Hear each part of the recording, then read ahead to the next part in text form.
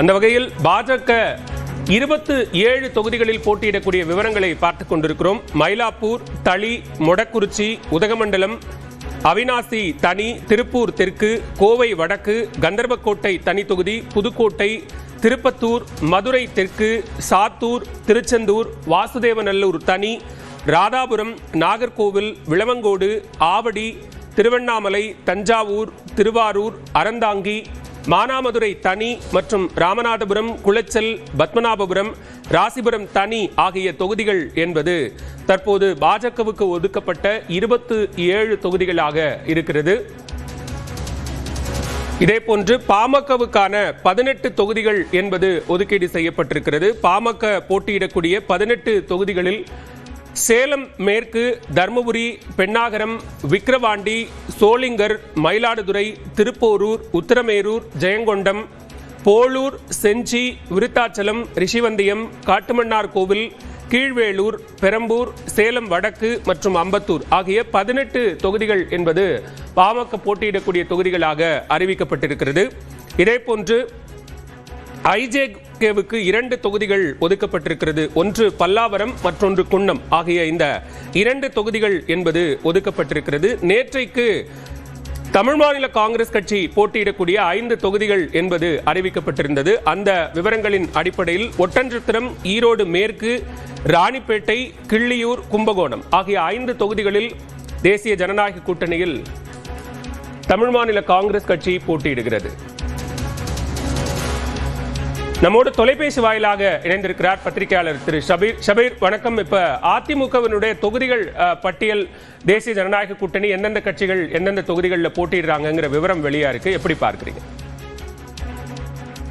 இந்த விவரங்களை எல்லாம் இன்னைக்கே இதை தொடங்கி விட வேண்டும் அப்படின்றது அதிமுகவுடைய நோக்கமாக இருக்கிறது. அவருடைய பிரச்சாரம் இன்னைக்கு தொடங்க இருக்கிறது.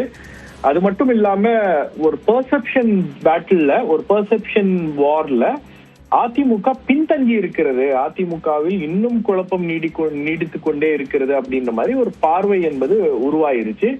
அதை எப்படி செட்டரைட் பண்றது அப்படின்றதுதான் அதிமுகவுக்கு ஒரு பெரிய பிரச்சனையாக இருந்துச்சு. பட் இந்த கூட்டணி நம்பர்ஸை முடிவு பண்ண உடனே தொகுதிகள்லாம் கொஞ்சம் முன்ன பின்ன பேசி முடிவு ஆல்ரெடி அதை ஒரு ஐடியா இருக்கும், ஒரு ஃபேர் ஐடியா இருக்கும் எந்தெந்த தொகுதிகள் இவங்க கேட்க போறாங்கன்னு.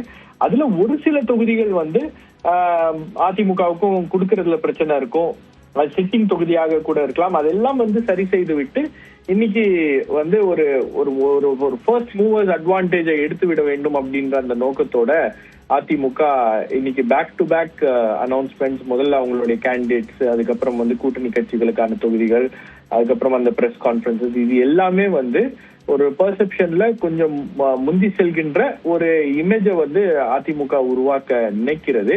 ஏன்னா களம் அப்படின்றது ஆல்ரெடி செட் ஆயிருச்சு. உங்களுக்கு டிஎம்கே அணி வெர்சஸ் ஏடிஎம்கே, அதுக்கப்புறம் தாவேகா தனித்து போட்டி, அதே மாதிரி திரு சீமான் அவர்களுடைய நாம் தமிழர் கட்சி தனித்து போட்டி அப்படின்னும் போது ஒரு 4 முனை போட்டி சினாரியோல தான் நம்ம ஃபைட் பண்ண போறோம் அப்படின்னும் போது முன்கூட்டியே அந்த பெர்செப்ஷன் வார்ல இன்னும் கொஞ்சம் தீவிரமாக பணியாற்ற வேண்டும், களம் காண வேண்டும் அப்படின்றது அதிமுகவுடைய ஒரு ஸ்ட்ராட்டஜியாக இருக்கிறது. அந்த அடிப்படையில இந்த தொகுதிகளின் பட்டியல் என்பது வந்திருக்கிறது.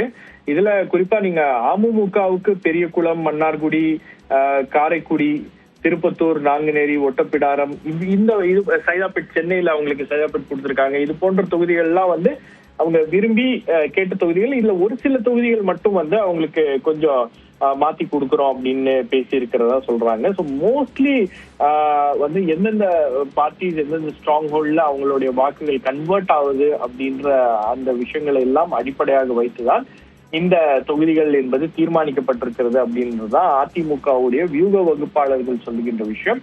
அதே போல இந்த தொகுதி பங்கீடுலயும்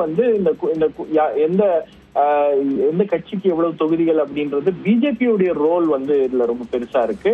ஏன்னா பல விஷயங்களை பாஜக தலைவர்கள் தான் அதை சரி செய்திருக்கிறார்கள், பேசி இருக்கிறார்கள். மற்ற ஸ்மால் நிட்டிவிட்டிஸ், அந்த சின்ன சின்ன விஷயங்கள் தான் அதிமுக மற்ற கட்சிகள் எல்லாம் பேசி இருக்கிறார்கள். இதுல ரொம்ப பெருசா அவங்களுக்கு இருந்த பிரச்சனை அமமுக. ஏன்னா அமமுக அதிமுகவோட நேரடியாக பேசவில்லை, பாஜகவுடன் தான் பேசிக் கொண்டிருந்தார்கள். ஸோ இது ஒரு 3 கார்னர்ட் டாக்ஸ் மாதிரி போய் அதுல ஒரு ஃபர்ஸ்ட் மூவர்ஸ் அட்வான்டேஜ் எடுக்கக்கூடிய ஒரு நடவடிக்கையில அதிமுக தீவிரமாக இறங்கி இருக்கிறது அப்படின்னு தான் நான் பாக்குறேன். மாதிரி தொகுதி தேர்வுல பாஜகவினுடைய தலையீடு இருந்திருக்கும் அப்படின்னா இப்ப பாஜகவினுடைய மாநில தலைவரான நயனா நாகேந்திரன், மகிழா தலைவரான தற்போதைய சட்டமன்ற உறுப்பினர் வானதி சீனிவாசன் 2 பேருக்குமே ஏற்கனவே போட்டியிட்ட தொகுதிகள் இப்ப பாஜகவுக்கு இல்ல அப்படிங்கிற ஒரு சூழல் உருவாயிருக்கு. இது அதிமுக கராரா நடந்துக்குச்சு அப்படின்னு பார்க்கணுமா, இல்ல பாஜக விட்டு கொடுத்திருக்குன்னு பார்க்கணுமா? இல்ல, உங்களுக்கு இதுல வந்து பாஜகவுக்கு 27 தொகுதிகள் ஒதுக்கப்பட்டிருந்தாலும் கூட இருக்கக்கூடிய இப்ப தமாக, ஐஜேகே, அதுக்கப்புறம் ஏசி சண்முகம், ஜான் பாண்டியன் மற்றவர்கள்லாம் கூட வந்து பாஜகவுடைய சிம்பல்ல நிக்க கூடும் அப்படின்ற ஒரு எதிர்பார்ப்பு அப்படின்றது இருக்கிறது. அப்போ பாஜகவுடைய தாமரை சின்னத்தில் போட்டியிடுகின்றவர்களுடைய எண்ணிக்கை அப்படின்றது ஃபார் ஆல் பிராக்டிகல் பர்பஸ் அவங்க வேற கட்சியை சேர்ந்தவர்களாக இருக்கலாம். பட் பாஜகவுடைய எண்ணிக்கை அப்படின்றது அதிகமாக இருக்கும் அப்படின்னும் போது அது வந்து உங்களுக்கு ஒரு ஒரு நிச்சயமா அது அதிமுக தொண்டர்கள் அதை எப்படி எடுத்துக்கொள்வார்கள் அப்படின்றத நாம வந்து பொறுத்து இருந்தா பார்க்கணும். பட் ஒரு சில இடங்கள்ல சில தொகுதிகள் வந்து கொஞ்சம் இழுபறியாக இருந்துச்சு. சில தொகுதிகள் அவங்க வந்து பாஜக பாத்தீங்கன்னா உங்களுக்கு அதிமுகவுடைய சிட்டிங் தொகுதியான திருப்பரங்குன்றம் எல்லாம் கேட்டு இருந்தாங்க.